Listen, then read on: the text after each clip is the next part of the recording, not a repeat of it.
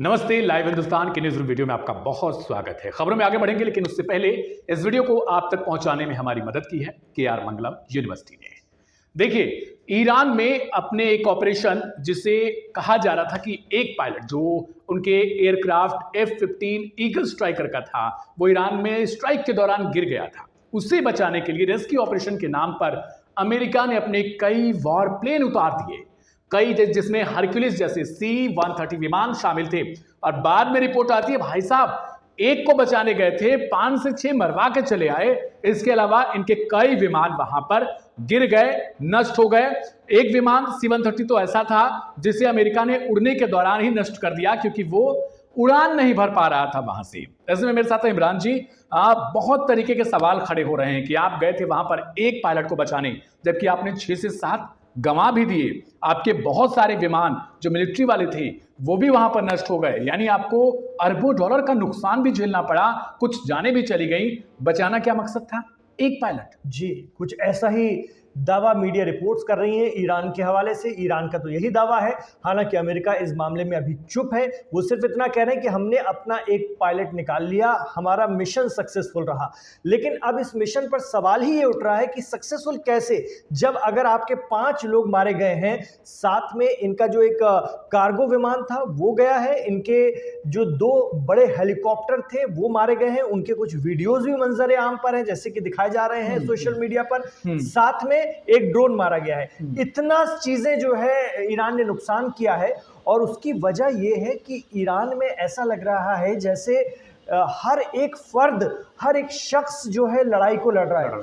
तो कुछ वीडियो इस तरह के आए हैं कि भाई वो अमेरिकन हेलीकॉप्टर को देख करके जो कबीलाई लोग हैं वहां पर वो अपना बंदूक ताने हुए हैं और उस पर चला रहे हैं। तो ये स्थिति है। न सिर्फ वहां पर सेना इस जंग को लड़ रही है, यानी IRGC इस जंग को लड़ रही है, फौज इस जंग को लड़ रही है, बल्कि आवाम भी लड़ रही है, और उसके नतीजे ये हैं। तो ये दावा अगर सच है तो अमेरिका का तो बहुत बड़ा नुकसान हुआ है, फिर वो मिशन कैसे सक्सेसफुल हुआ, ये बड़ा सवाल है।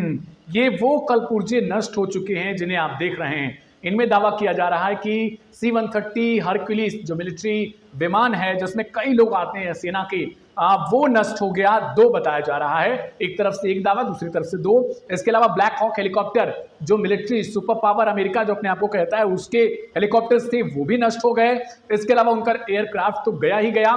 मतलब बहुत सारी ऐसी चीजें हैं जो उन्होंने वहां पर खो दी, इंक्लूडिंग 5 से 6 सैन्य जवान, यानी वो सैन्य कर्मी जिन्हें लेकर अब एक बार ग्राफिक पर आइएगा मैंक, वो चीज हम आपको दिखाते हैं। XCIA, इधर आइए और आइए।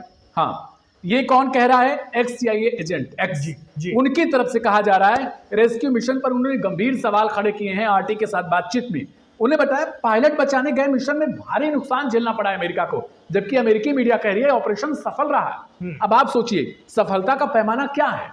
हमने एक को बचाने के लिए, एक पायलट को बचाने के लिए हमने 6 से 7 जवानों की जान को जोखिम में डाल दिया, उन्हें खत्म करवा दिया वहीं पर, मतलब वो मर गए।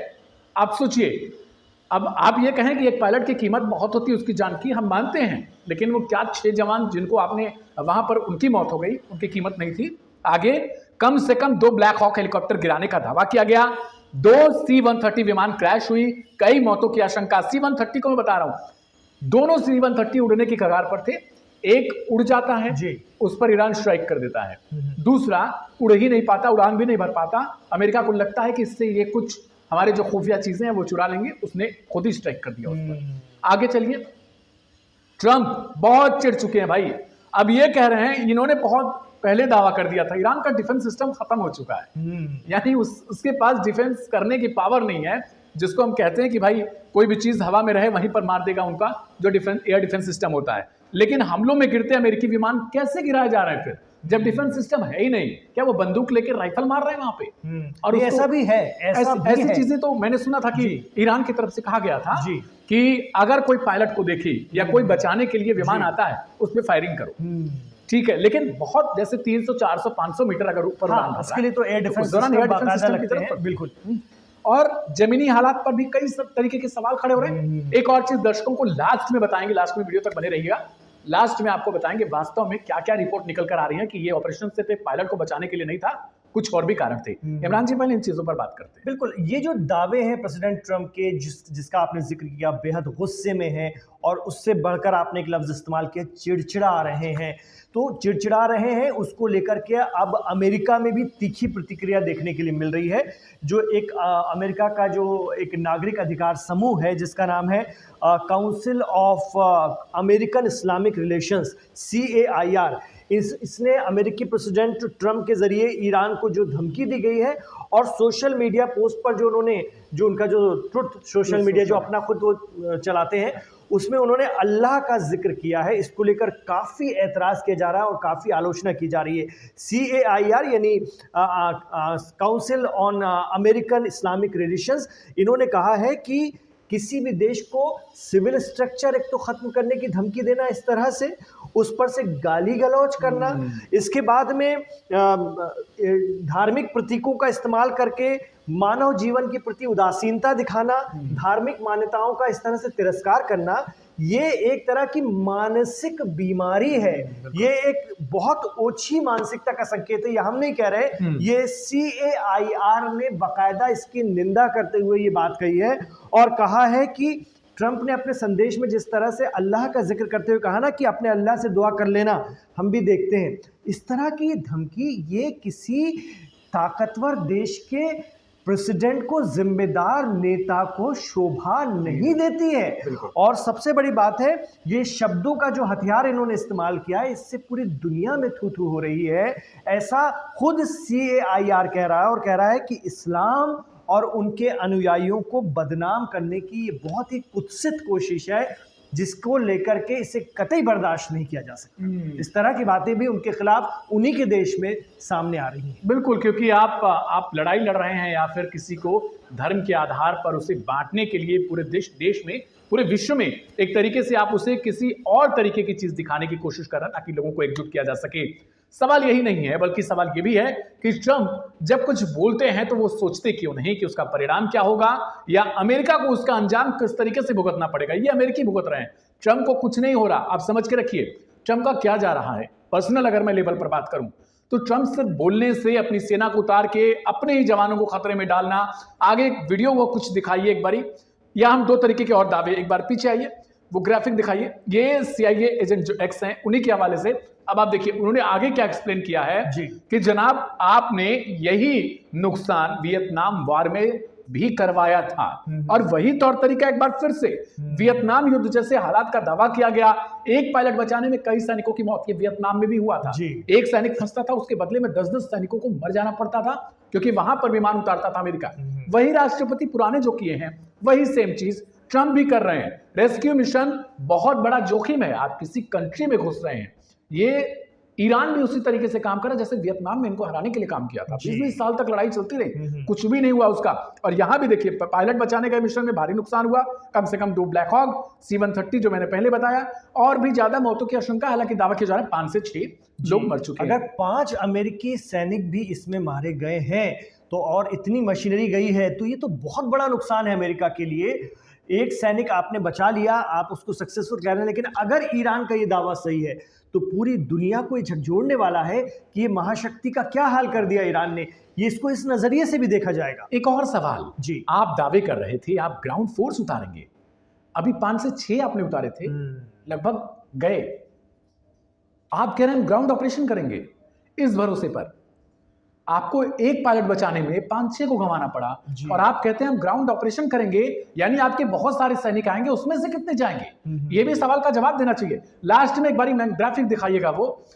अब एक और चीज निकल कर आई है, ये कोई और नहीं बल्कि जो वहां के एनर्जी के जानकार हैं, जो वहां के मिनिस्ट्री ऑफ एनर्जी एक तरीके की है, एनर्जी पावर की, वहां से कहा गया है कि भाई ऐसा कुछ नहीं, बल्कि ये सीक्रेट ऑपरेशन था।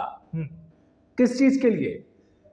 जो ये गंवाए हैं इन्होंने, वो न्यूक्लियर साइट के पास ये मूवमेंट हुई थी, यानी जो इनका न्यूक्लियर पावर प्लांट है वहां से 24 माइल्स या कुछ ऐसे करके 35 किलोमीटर के अप्रॉक्स एरिया वो पड़ता है जी। वहीं पर उनका न्यूक्लियर साइट है ईरान का, वहां से, हाँ ईरान का, और वहीं से कुछ दूरी पर इनके सैन्य कर्मी उतरते हैं, वो भी C-130 जैसा विमान, 2 हरक्यूलिस ब्लैक हॉक हेलीकॉप्टर। एक को बचाना है तो इतनी संख्या में तो नहीं उतारते जी, कम से कम, क्योंकि उन्हें भी पता है कि मतलब ये कुछ और ही ऑपरेशन था। ये न्यूक्लियर चुराने की बात की जा रही है। अच्छा, ये आरोप लग रहा है। हाँ, अमेरिकी कुछ और कर रहे थे, दावा है कि ऑपरेशन इनका फेल हो गया, भागने की नौबत आ गई। ये ईरान का आरोप है। हाँ जी। ये शुरुआत में चाह रहे थे कि हम वहां से न्यूक्लियर चुरा लेंगे। पहले भी हमने कई बार अपनी रिपोर्ट में दावा किया है कि अमेरिका इसी तरीके से काम कर रहा है कि वो जो है वो न्यूक्लियर चुराने पर काम कर सकी। तो ये हमारी तरफ से नहीं कहा जा रहा है, मैं बार बार आपको बता रहा हूं, ये ईरान से ही दावे किए जा रहे हैं।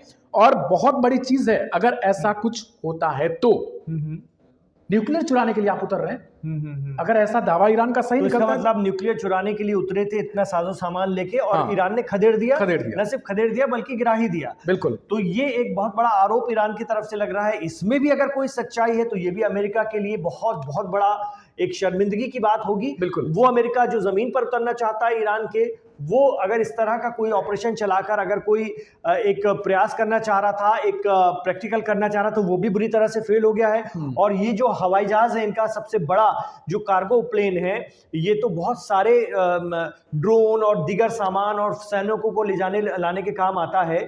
और ये अगर ध्वस्त हो रहा है तो अपने आप में ईरान के पास वो शक्तियां हैं, वो ताकत है कि इतनी बड़ी बड़े नुकसान ईरान कर सकता है। जो ये मलबा दिखाई दे रहा है, जो इस तरह दिखा करके ईरानी टीवी, प्रेस टीवी, ईरानी मीडिया इस बात का दावा कर रहा है।